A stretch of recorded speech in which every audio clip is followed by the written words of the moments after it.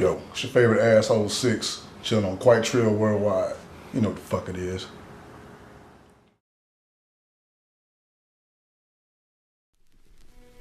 Alright, my name is Sixxx, that's spelled $IXXX or SIXXX.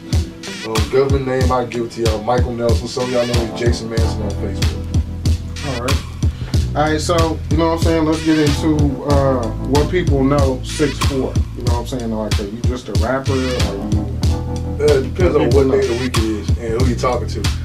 Around here, I've actually done a lot of security downtown. Matter of fact, I kind of made my bones, and then my niggas said downtown on 6th Street. I used to work at Empire. That was one of my first security jobs. Worked at Empire, Rehab, Midtown. So, and you know, through there, I got a chance to meet a lot of guys who matter now. You know, on the street, you know, in the music scene in Austin. But the way I kind of got connected to music was through Jump On It. I co-hosted Jump On It with Nook for 2 or 3 years. So that kind of like really broke me into the music scene in Austin. Okay. Alright, so how many projects do you have out, or do you have any projects? Right now I have a mixtape floating out there. It's Mr. Get It Done. Yeah, Ransom Notes / Mr. Get It Done. That was my first mixtape. I dropped that back in 08, 09. I laid off for a while because I was part of a couple different groups, couple different issues. Things never really came out the way they should have.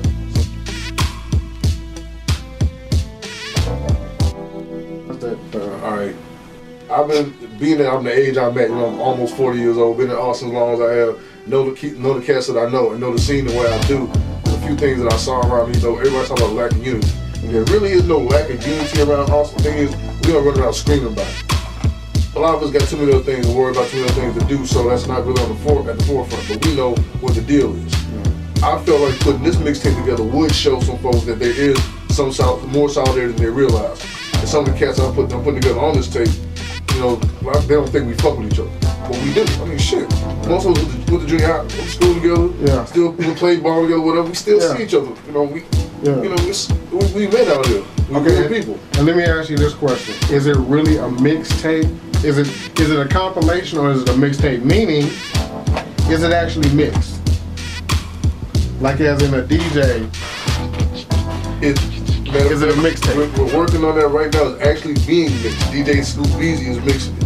Good. I'll go ahead and blow the lid off everything right now. So you know it's quite TRILL TV, right? That's true. So okay, my brother DJ JB is the DJ on. That's the DJ I put on it. But with DJ JB being so damn busy, I had to go ahead and tap my other little brother Scoop Beezy to go ahead and do the mix for me. Okay. So the project gonna have both their names on it, but it's gonna be some real mixing on there. So yeah. Are you hosting it or is it? I'm hosting it. Okay, there will be some shit talking on there. I may fuck around and embarrass some people besides myself. Yeah. So yeah. My gang re-education initiative. Okay. Yeah. Talk about it. Well, where can I really start except for saying, okay, number one, being where we are at this day and age, y'all need to understand some gangbanging is stupid as shit. This is one of the dumbest things in the world. And I can say that now, looking back at it, looking at it for what it is now. What it was then, okay, it's, you know, whatever started between the Bloods and the Crips back then, after they splintered off from the Black Panther Party, the conflict that got it started, that was the conflict that got that started. That kept a whole bunch of other shit going. After COINTELPRO came and broke the leadership and the drugs came to the community. Leadership gone, drugs in there, everything else happened. Okay, so what we got was a lack of understanding, a lack of education. All these kids are still fighting, going back and forth over colors, you know, territory. For what? Why? They're not being told anything different. The adults, you know, the generation in front of them, or the generation behind us, is basically trying to take care of themselves and just stand back shaking their head. They're scared of them. Why be scared of them? You gave birth to these. You need to go ahead and correct this. But when there was no correction, like, okay, with no correction, it just got worse. Because now, these motherfuckers are having kids. And they raising their kids damn near the same way they came up, with no guidance. And making the ones they're raising think that this shit is cool. It's not. Well, tell me this. Because I really want to understand the psychology. What made you join the organization that you joined? What was it about that organization? Was it you know, strictly geographical? Was it what you were living? Because you know, some of these people, you know, like as in Chicago and in, you know, in LA and some of these other places, like, you really can't survive in your neighborhood without being part of something. You know what I'm saying? Like that's like your practical way of living type of thing. All right, well for me, real shit. All right, I was in Sycamore, Illinois. Sycamore is actually about 45 minutes from outside Chicago, the suburb. My parents kept me and my brother there, so no bullshit. I would never lie and tell anybody that I lived in Cabrini. I didn't live in the hundreds. No, I had friends and relatives out there. But my parents kept us in the suburbs. They didn't keep all the other shit, all the inner city shit from coming out there. So for maybe a week or two, me and my homeboys got chased home by some motherfuckers calling themselves vice lords. A couple times we got into it, some motherfuckers saying they were Latin kids. One of my homeboys had some kinfolk that had to be GDs. So they came out to the block, you know, they kind of helped us get home a couple days. We hung around them for a minute. Boy Scouts, we had a gang prevention presentation. And the main thing they talked about was gangster disciples. So I was like, man, and I saw the pitchfork go up. That was real easy for me to mimic at that point. So I started mimicking. I got around the guys who were in it. Then I got blessed in when I was 13. And getting blessed in back then, okay, I can go ahead and say my blessing back then was a bogus blessing. Come to find out, you know, with the new concept and everything. But that was what we thought had to go down. I did some shit I didn't have no business doing, but I got in. I was reborn, went to the penitentiary in '97.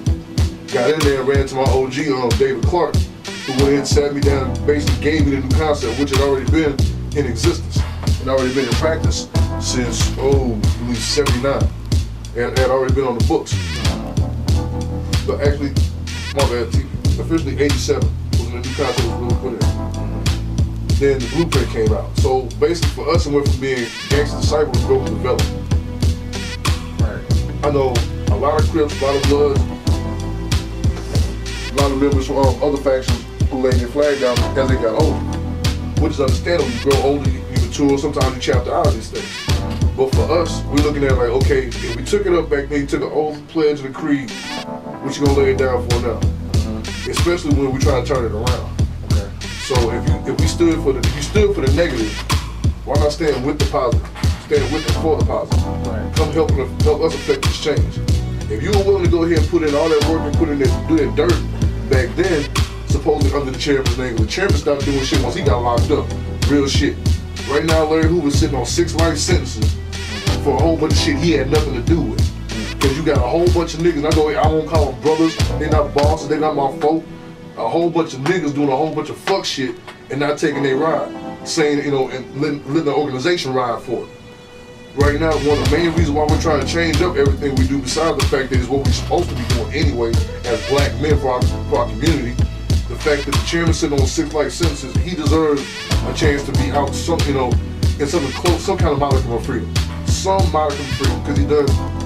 I'm 39, chairman's been locked up my whole life. He's been away from his family all this time, but yet, in doing all his time, he's completed every parole program they put him through. He's been pretty much a model citizen where he is, being that a lot of policies that he implemented affected a lot of change in there. I mean, you look at documentaries. As much negative they try to heap on them, there's a whole bunch of positive. So that's the main reason why I can stand up right now and say, you know what, I stand on my 6 for the organization because of what we're trying to do now. I can't disavow everything that we did in the past. Both of us had nothing to do with it. I can own it for my own. But what we're trying to do now, that's what I stand for. That's what I'm really, really in it for. Okay.